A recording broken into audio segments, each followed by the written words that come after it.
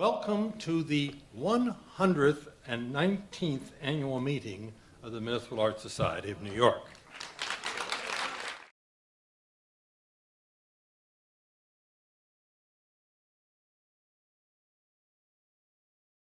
And as for motivation, frankly, it's exemplified by John Morse. I've known John Dog for about 25 years. We met at the opening of Socrates Sculpture Park, and it's pretty much a dead heat as to which I love and admire more, the man or the art. Both have so much joy and intelligence and wit and depth of spirit. And I'm lucky enough to actually work under one of his collages, which he loaned me when I started this job, and I have 670 days to go, and good luck trying to get it back. John's ability to see and render the world is utterly unique. It is also totally emblematic of what I believe is so precious and absolutely essential in our city's past, present, and future.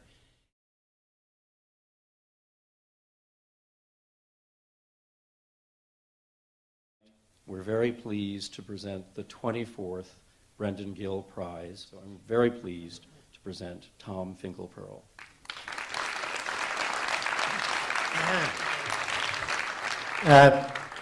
Thanks so much, Randy. The Gill Prize has been this amazing opportunity for me. I guess about the last 10 years or so I've been on this jury. And what I've been able to do is kind of sit around a table with a bunch of people who really love New York and try to sort of figure out why we love New York and what we love about New York through a particular work of art each year. So I did know Brendan Gill. He was the chairman at PS1 when I started there as a young kid, 26 years old. And he was one of those amazing people who could communicate across all kinds of boundaries. And so I always sort of have Brendan in my mind, and I always think, would Brendan have loved this particular award? And I think he would really have loved this John Morse's amazing project. And have people seen the street haikus around this town? A lot of you have seen it, yeah. So these are the curbside haikus. Are we going to see some of them? So it's there's this question about how you communicate with New Yorkers. New Yorkers, are difficult people, and they're thinking about other things. And so I think that there's this idea of thinking about poetry as a way to communicate. And I'd like to read one of my favorite haikus. And I think you have to understand the competition for this haiku are phrases like walk and don't walk. So, a sudden car door, cyclist story rewritten, fractured narrative.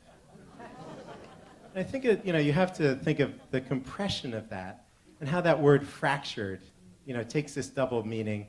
And I think of when I see these things, especially the bicycle ones, I think of Williamsburg hipsters who never think that they're going to die. And how could you possibly communicate with those people? So John, could you come up? John Morse is an incredible artist and an imaginative person. But one of the things...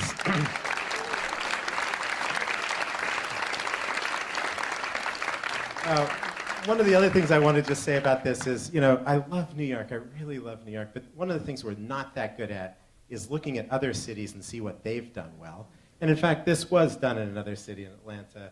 And I want to give, some credit to the other cities for having, looked first to him. So, and also a shout out just to DOT. I worked in city government for 6 years at Cultural Affairs, as Randy mentioned. And I know how hard it is to continue to be imaginative. Kate's done that incredibly well at Cultural Affairs. I know her staff is here. And I really tried to do that. So DOT, keep being imaginative, keep reimagining the streets of New York City, and keep hiring people like John Morse to let that happen. Thank you.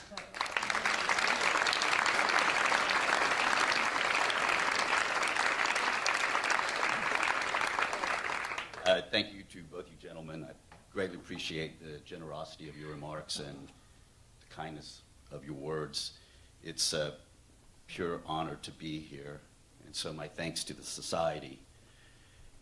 It's hard for me to believe. I found out about maybe 3 weeks ago, and it's still hard for me to believe. So from the bottom of my heart, thank you. I'm thankful to be here tonight with some wonderful people whom I love dearly, including Kate Levin. Kate mentioned that we met at Socrates. like many of you tragically hip at the time, I was very much into Elvis Costello, and a friend and I were, of course, quoting him to each other, because that's how you pass the time of day. So I let go a riff, and this person behind me says, "Ah, the Bard." She said, "Oh, I like you." So, and it was Kate Levin, you know. So and also her fellow commissioner, Jeanette Sadakhan.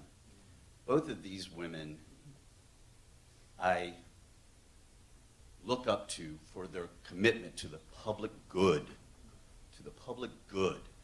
and it inspires me, and I cherish their friendship.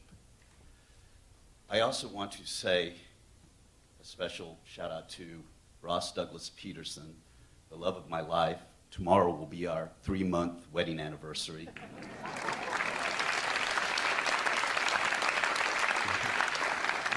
We got married down at the county clerk's office, and we're walking back to our little apartment in the East Village. And if people even hinted at giving us eye contact, I was saying, like, "We just got married," you know? Which is kind of like, you know, the urban version of, like, tin cans behind the car. Yeah. Russ and I also have a little house in Atlanta, and there's a viaduct there under one of the many freeways, and it's a long viaduct that's curved, and because of its shape and length, it's extremely dark inside the viaduct, even in the middle of the day.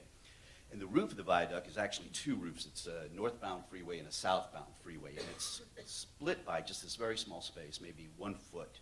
And sunlight comes in through that space, and kind of like an opposite sundial, it casts this lengthy, thin beam through the tunnel. So when I first saw it, I thought, you know, if I installed a very long prism up there in that space, it would cast the color spectrum here inside the space, you know. And so I started going to it and draw it and photograph it. And because it's, you know, dark and relatively sheltered, homeless people gather there. So I said to this gentleman, "So does this sunbeam come through here year-round?" And he said, "I don't know. I've only been in this situation a couple of weeks." And at that minute, I realized I had been looking at homelessness like a place, but it's the exact opposite of a place. And until this man told me that fact, I didn't see it. So I'm thankful to the people who've helped me realize very important things. And my goal with my art is I also want people to see things. You know, you've gone to a corner, you've seen Walk, Don't Walk 1,000,000 times, maybe literally 1,000,000 times. So how do you see something that you've seen countless times, like you've never seen it before? You know, this is what art allows us to do.